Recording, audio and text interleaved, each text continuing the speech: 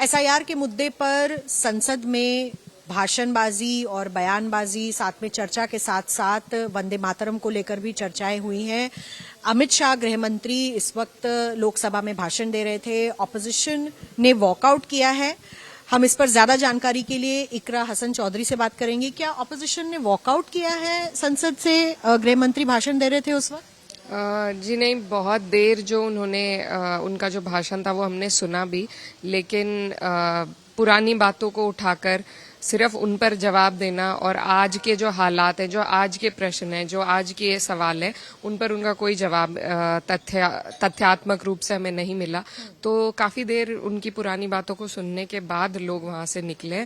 तो पूर्ण रूप से वॉकआउट तो नहीं कहेंगे, लेकिन कोई संतोषजनक जवाब ना तो इलेक्शन कमीशन दे पाई है और ना आज का जो एसआईआर का डिबेट था ना उसमें होम मिनिस्टर दे पाए। एसआईआर को लेके कांग्रेस के साथ साथ समाजवादी पार्टी भी बार बार मुद्दे को उठाती आई है और इलेक्टोरल रिफॉर्म्स पे जो चर्चाएं हो रही हैं, इस पर समाजवादी पार्टी का रुख क्या कांग्रेस से मेल खाता है? जिस तरीके से राहुल गांधी कहते आए हैं कि अपॉइंटमेंट्स में बुलडोजिंग हो रही है और तरीके से जो है चुनाव आयोग अपने तथ्य और जवाब सामने नहीं रख रहा है।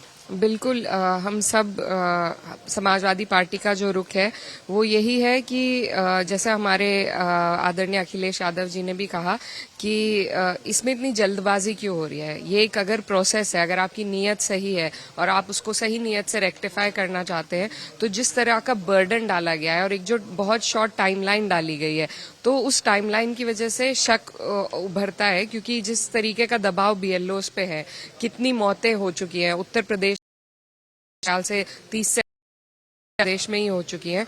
तो इस तरह की जो चीजें हैं, एक अगर ये कार्रवाई करनी ही है और कोई नियत आपकी खराब नहीं है, तो आप उसको एक कम पेस मतलब स्लो पेस में भी कर सकते हैं, जिससे सबको संतुष्टि हो। लेकिन जो जल्दबाजी है, जल्दबाजी में कुछ ना कुछ रह जाएगा। यही हमारी इनसे शिकायत है कि आप करना चाहते हैं, आप करिए, रेक्टिफाई करिए और उसको मशीन रीडेबल बनाइए, उसको डिजिटाइज कीजिए एंड मेक इट अवेलेबल। आप इसको सबके लिए अवेलेबल कर दीजिए ताकि कोई भी आदमी अपना जान सके कि उसका वोट कहाँ है, क्या उसका नंबर है, क्या वो सूची में है या नहीं। अगर उस प्रोसेस को हम डिजिटाइज कर देंगे तो मुझे लगता है आगे के लिए सब सवाल खत्म हो जाएंगे। अमित शाह अपने भाषण में ये कह रहे थे कि एक बार अगर विपक्ष हमारे बात सुन लेगा तो जो मुद्दा वो बना रहे वो मुद्दा खत्म हो जाएगा। जी, हमने सुना, बहुत पेशेंटली उनको सुना भी, लेकिन कोई उन्होंने ऐसे जवाब नहीं दिए जिससे कोई भी चीज पे स्पष्टीकरण मिला हो। वो लगातार पुरानी बातें, इंदिरा गांधी जी, जवाहरलाल नेहरू जी, वो हमें उसी टाइम पीरियड में ले जाते हैं हमेशा।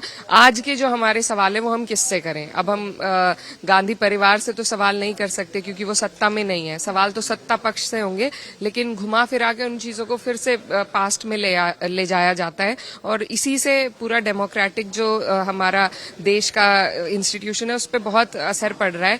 अभी हमने वंदे मातरम पर चर्चा करी। चर्चा का विषय होना ही नहीं चाहिए। ये हमारा नेशनल सॉन्ग है, इसमें ना पहले किसी को आपत्ति है ना आगे आपत्ति है। तो इस तरीके से जो हम अपने देश के, हमारे टैक्स के पैसों का जो दुरुपयोग कर रहे हैं, मेरे ख्याल से ये उचित नहीं है। ये संसद भवन है सभी के लिए। हम सब यहाँ इसलिए आए हैं कि हम पॉलिसी पे बात कर सके, डिबेट कर सकें, अच्छे नियम कानून देश के लिए बन सके, लेकिन वो होता नहीं दिख रहा है। लेकिन उससे वंदे मातरम पर आपने बहुत एक जोरदार स्पीच दी थी सदन में, जो काफी वायरल भी हुई है, और उसको आपने पर्यावरण से लेकर हर ऐसे मुद्दे से इक्वेट किया है। तो उस पर आप क्या कहना चाहेंगे और क्या आपको लगता है ये नैरेटिव बनाया जा रहा है दोबारा से मुसलमानों के खिलाफ की? क्योंकि महमूद मदनी का एक स्टेटमेंट आया था, उसके बाद अरशद मदनी जी का उसके विपरीत स्टेटमेंट आया था। तो क्या इसको लेकर जो चुनौतियां हैं वंदे मातरम ना बोलने की या बोलने की, ये आपने अपनी स्पीच में जो हाईलाइट की थी उसके बारे में बताइए।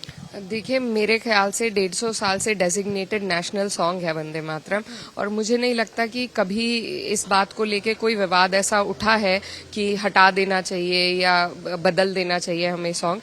वो था, है और आगे भी रहेगा। तो इस पर विवाद खड़ा करना मेरे ख्याल से उचित नहीं है। दूसरी बात, जो छंद उसमें लिए गए हैं, उन छंदों पर जिन लोगों ने वो छंद लिए हैं उन्होंने ही हमारे देश को आजादी भी दिलवाई है। तो आज हम उनकी सोच पे, उनकी सूझबूझ पे सवाल उठा रहे हैं। क्या भाजपा वाले उनसे बड़े राष्ट्रभक्त हो जाएंगे, कभी नहीं हो सकते। तो उस टाइम की जो परिस्थिति रही होगी और उस टाइम हमारे फ्रीडम फाइटर्स ने जो निर्णय लिया, अगर हम उनका सम्मान करते हैं तो हम उनके निर्णय का भी सम्मान करते हैं। आज ये लोग सवाल उठा रहे हैं कि पूरा वंदे मातरम क्यों नहीं लिया, ये उनकी सूझबूझ पे डिपेंड करता था, जो हमारे फ्रीडम फाइटर्स रहे, and I have deep respect for them and I believe what they did was right. उसके बाद वो जो छंद है वो क्या कहते हैं, हम मान मर्दन जरूर कर रहे हैं वंदे मातरम का, लेकिन क्या हम चल रहे हैं उन पे? आज भी हम दिल्ली में खड़े हैं, AQI 300 से कम आ ही नहीं रहा है, और 300 भी कहीं कहीं मतलब जो एक्चुअल रीडिंग्स है वो उससे कहीं ज्यादा है। तो जो लोग जिस विपदा से जूझ रहे हैं उस पर ना हम कहीं बहस कर रहे हैं, ना बात कर रहे हैं, ना उसे इम्प्रूव करने के लिए कोई कदम उठा रहे हैं। हम लोग लगातार 0R में और adjournment motion, calling attention motion में पर्यावरण का मुद्दा उठाते रहे, लेकिन टॉपिक पढ़ करके उन मुद्दों को रिजेक्ट किया गया है। आप उन एमपीज में से एक हैं जो लगातार पर्यावरण पर, एयर पोल्यूशन पर बात करती आई हैं, और इसको लेकर डिस्कशन करना पार्लियामेंट के या फिर सदन के प्रायोरिटीज में नहीं दिखाई दे रहा है। जी बिल्कुल, इसको पार्लियामेंट्री इशू बनने नहीं दिया जा रहा है सत्ता पक्ष की तरफ से। और हम लोग जब भी we have to write our topic, जब हम कोई इशू डालते हैं तो वो इस टॉपिक को देखकर, ये पहले दिन से हम इस पे डाल रहे हैं और पहले दिन से रिजेक्ट होता आ रहा है। तो मुझे लगा कि वंदे मातरम क्योंकि हमारे पर्यावरण के बारे में सबसे ज्यादा बात करता है, तो वो एक उचित वक्त था इस मुद्दे को उठाने का, क्योंकि डायरेक्ट तो ये हमें उठाने नहीं दे रहे। और मेरा जो संसदीय क्षेत्र है दिल्ली से 2 घंटा दूर ही है, वहां भी हालांकि वहां पर गांव देहात का इलाका है, इतना डेवलप नहीं है, सुविधाएं नहीं है, ना मेडिकल इंफ्रास्ट्रक्चर है, ना वहां पर एयर प्योरीफायर्स मिलते हैं, ना वहां के लोग उतना पैसा कमा रहे हैं कि वो एयर प्योरीफायर खरीद पाए। लेकिन वहां भी दिल्ली जैसा ही सेम AQI है। तो वहां के, और उत्तर प्रदेश की जो सरकार है वो तो कोई कदम ही नहीं उठा रही है, ना कहीं पे कुछ भी इम्प्रूवमेंट, ना जागरूकता अभियान, कुछ उत्तर प्रदेश में नहीं चल रहा है।